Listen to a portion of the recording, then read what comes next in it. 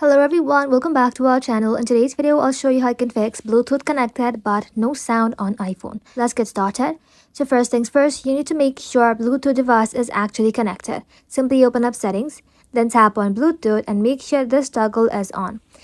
And after that, if it says connected, you're good. If it's not connected, you can simply tap on to the one that you would like to connect and then connect to your Bluetooth. Just like that, after that, check the device settings. You can simply tap on this eye icon. And just like that inside here, make sure there's no special settings affecting your sound.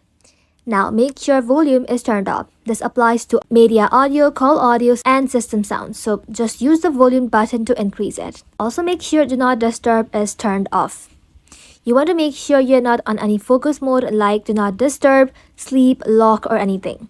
These can block notifications, sound behavior, so turn them off if needed. Now after that, head back to settings, scroll below, tap on sounds and haptic. And inside here, silent mode should be off if you want ringtones and alert.